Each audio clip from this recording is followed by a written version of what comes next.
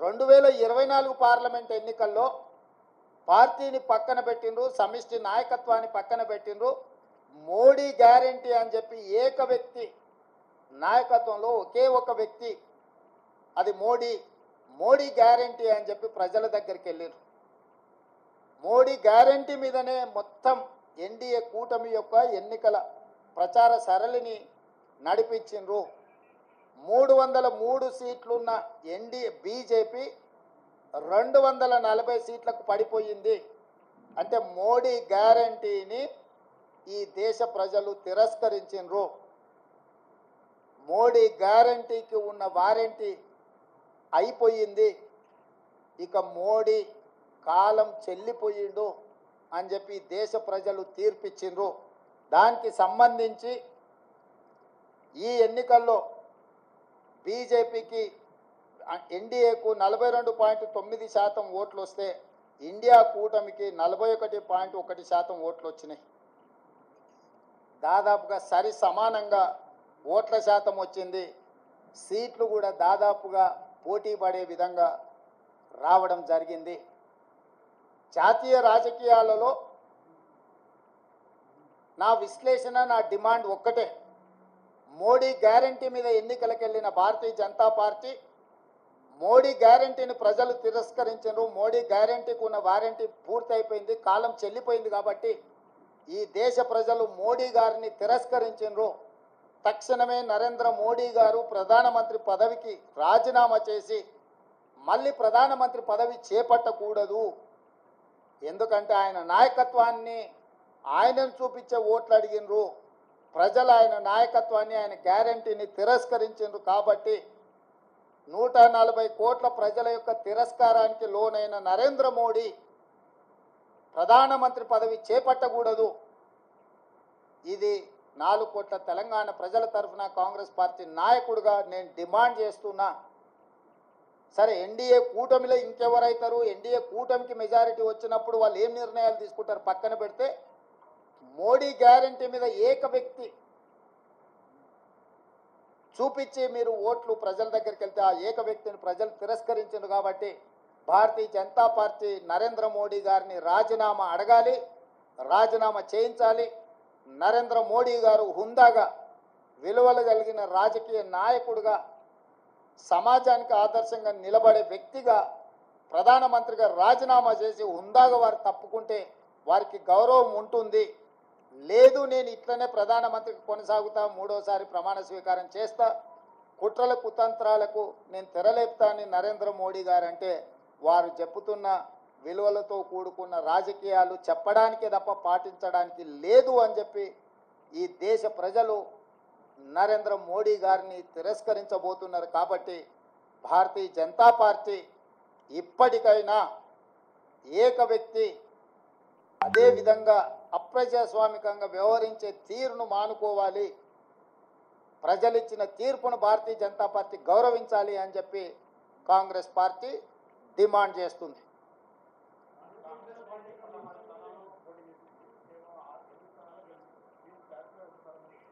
Congress party 17 స్థానాలలో పోటీ చేసింది, 16 కాదు.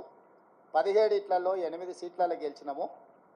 ఫలితాలు అనుకూలంగా అనుకున్న దానికంటే ఎక్కువనే వచ్చినాయి. కానీ మేము ఎంతైతే కావాలనుకుంటున్నామో, మా అభిమానులు ఎంతైతే ఫలితాలు మాకు అనుకూలంగా ఉండాలనుకున్నారో ఆ స్థాయిలో లేవు.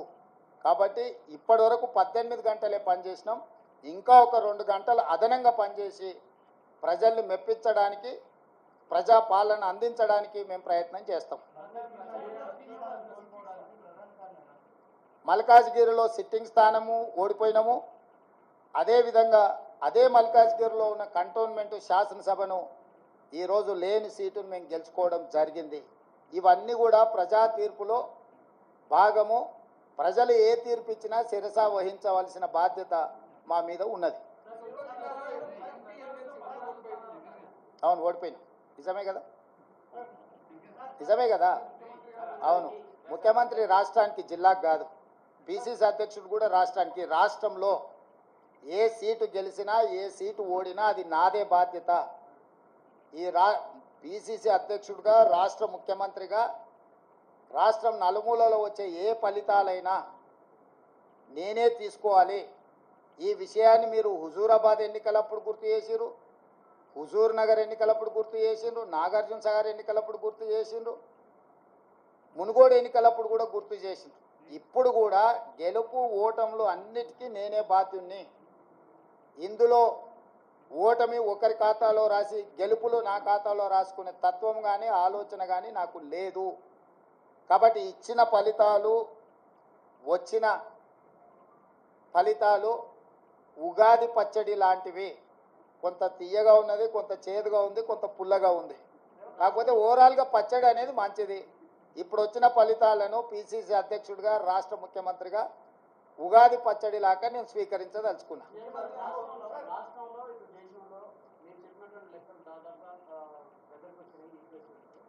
మీరు మరింత ప్రచారం అంటే ఈ రిజర్వేషన్ అంశంలో రాజ్యాంగం గురించినటువంటి అంశం మరింత దేశంలోకి తీసుకెళ్ళకపోవడానికి తెలంగాణ ఎన్నికలైపోవడానికి మీ ఇద్దరు ఉండిపోవడం కారణం.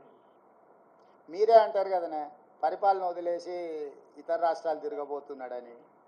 వెళ్తే మీకు ఒక బాధ, ఉంటే ఇంకొక బాధ. కాబట్టి నేను రాష్ట్రానికి పరిమితమైన నాయకుడిని.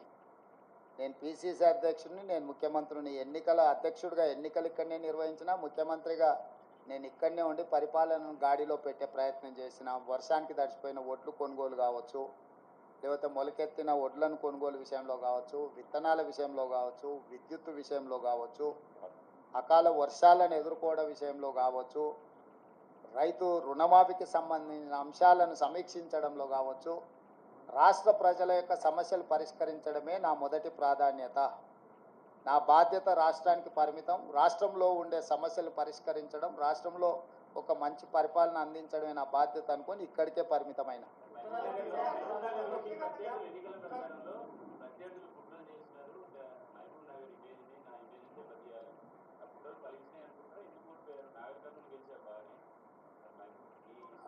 అవును, నా సొంత గ్రామం వచ్చేసి అచ్చంపేట, నల్లమల్ల అడవి, మీకు అందరికీ తెలుసు. కానీ నేను ముందే చెప్తున్నా మొదటి నుంచే, మా గ్రామంలో మొత్తం ఆ పార్లమెంట్లో ఉన్న దాంట్లో ఒక బూత్లో హైయెస్ట్ మెజార్టీ మా సొంత గ్రామంలో వచ్చింది. మల్లురవి గారు ఎంత ఎంత మెజారిటీ మా గ్రామంలో 1100 ఓట్లు వచ్చినాయంట. సో నేనేమంటున్నానంటే నా గ్రామము నా ఊరు కాదు, కరెక్ట్. అందుకే సిట్టింగ్ ఎంపీ సీటున డిపాజిట్ కోల్పోయి టీఆర్ఎస్ ఓట్లు బదిలీ చేసింది. నేను చెప్పింది కుట్ర అదే.